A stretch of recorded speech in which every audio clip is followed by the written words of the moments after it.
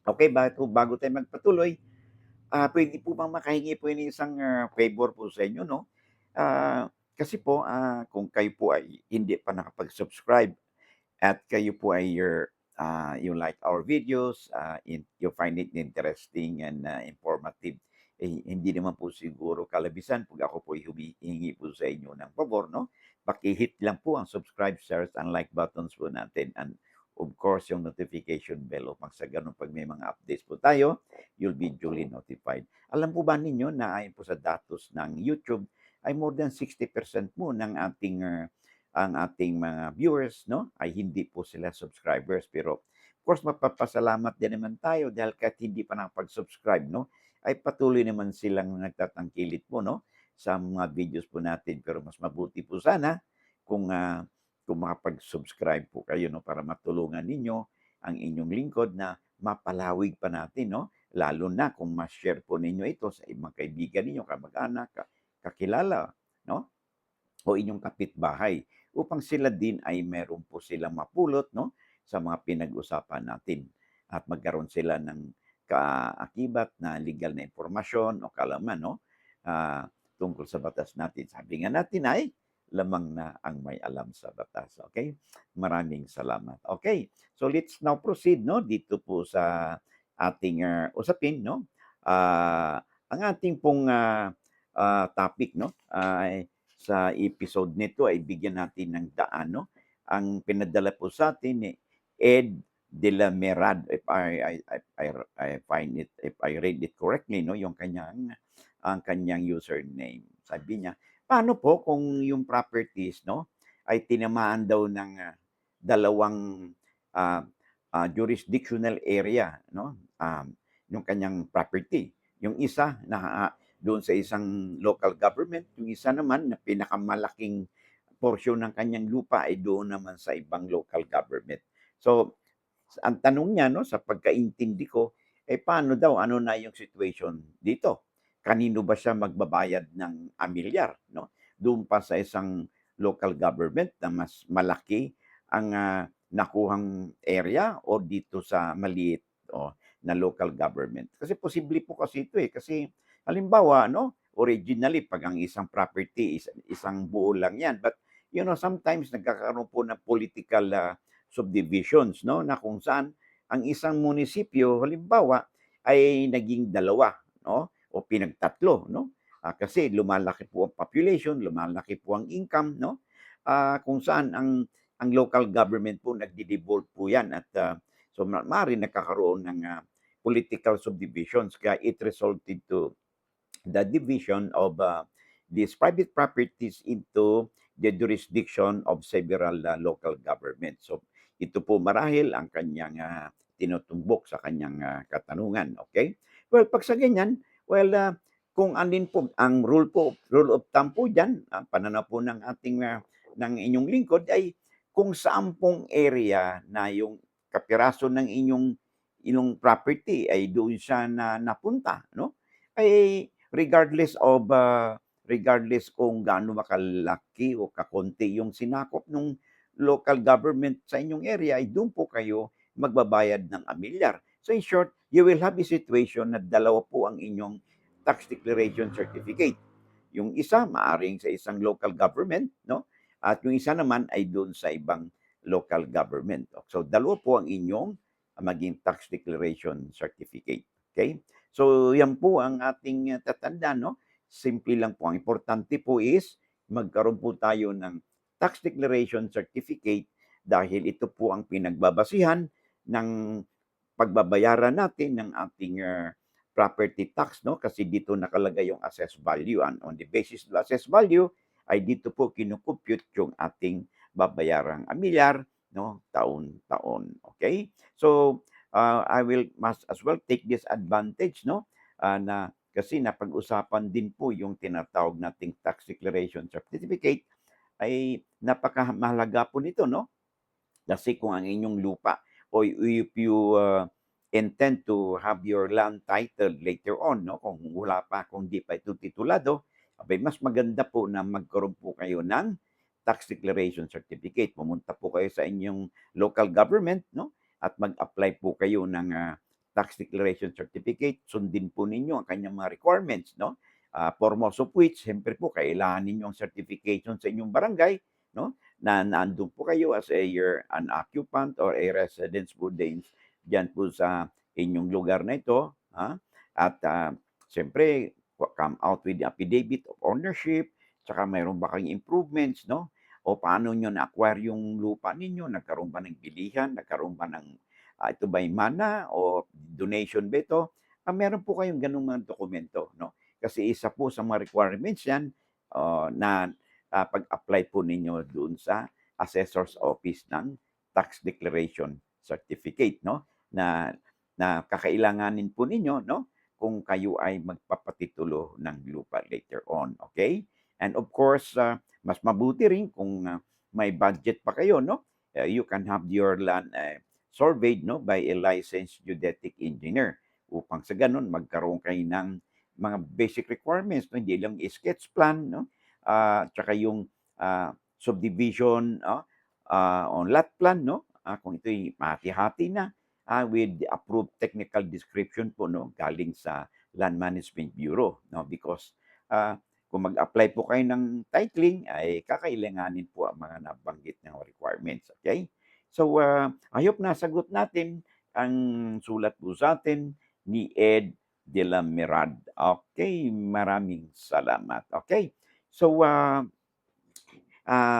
bago tayo magpatuloy, pwede po pang makahiram ng inyong oras, ay meron lang po tayong pinopromote na libro, no, ng inyong lingkod. So, I highly recommend po, no, that you have a copy of this, yung legal handbook po natin, A Daily Companion for All. Ibig sabihin po niyan, kahit hindi po kayo lawyer, no, you will find this book, no, handy reference materials.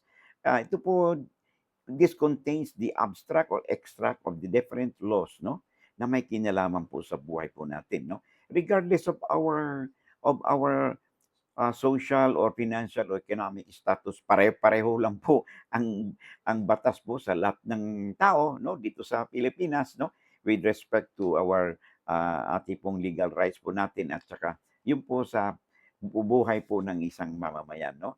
From the time na tayo'y pinanganak, no, hanggang sa mawala, merong issue sa pagpakasal, issue sa support, mana, annulment of marriage, nagkaroon ng divorce halimbawa, ah, ang isang Pilipino nakapag-asawa ng foreigner, no?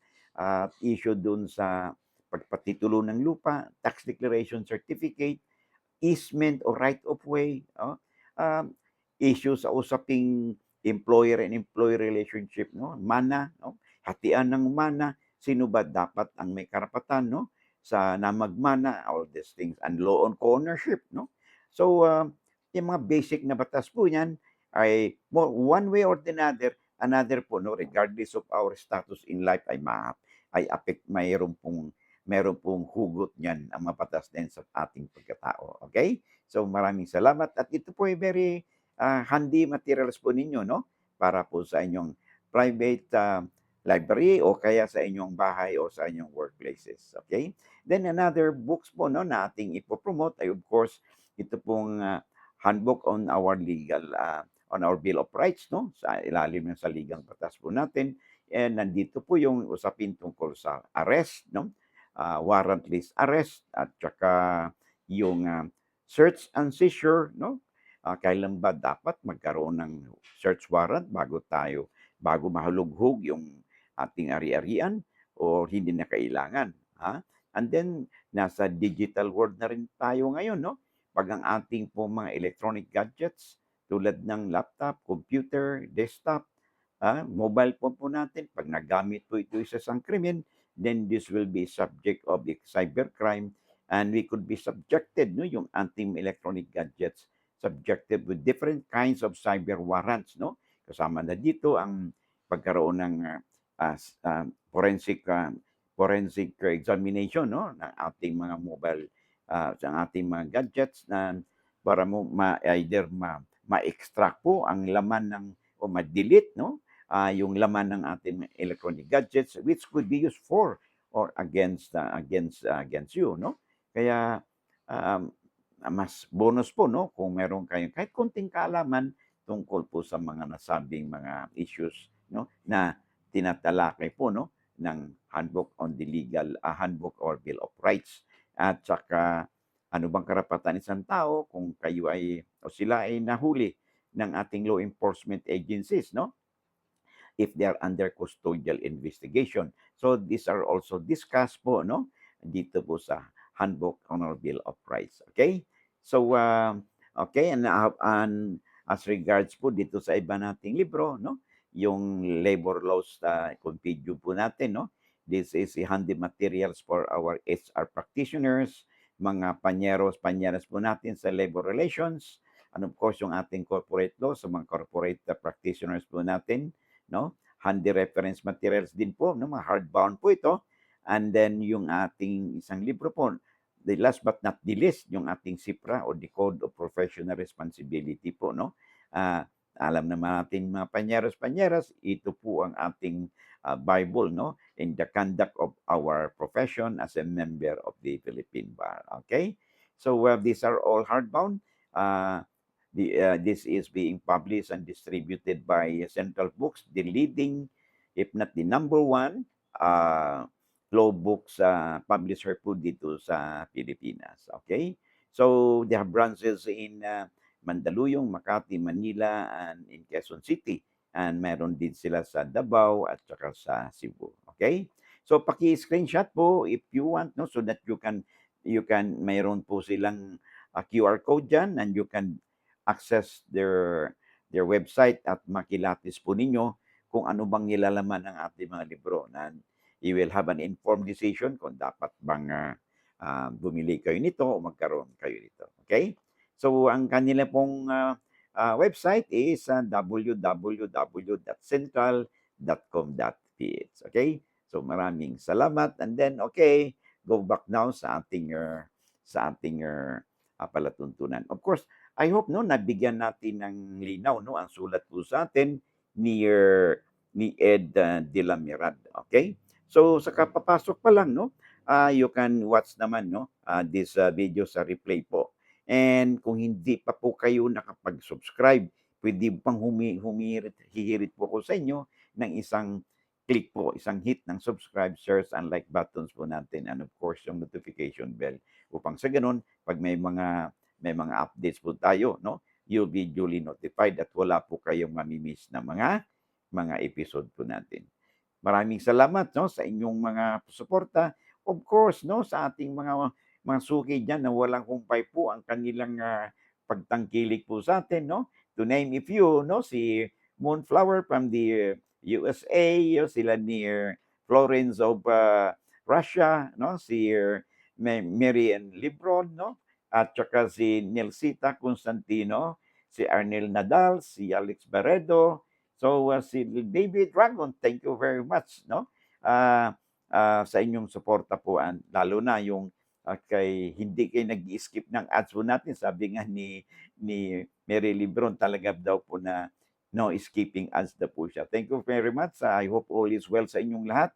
Of course, I hope to see you again no at wag po kayong magsawa na mag-follow po no sa mga videos po natin. Malaking bagay po ang inyong suporta. Malaking bagay po para sa akin na ma-encourage po tayo na ipagpatuloy pa natin ang ating advokasya.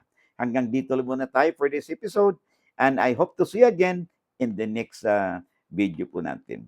God bless and bye-bye.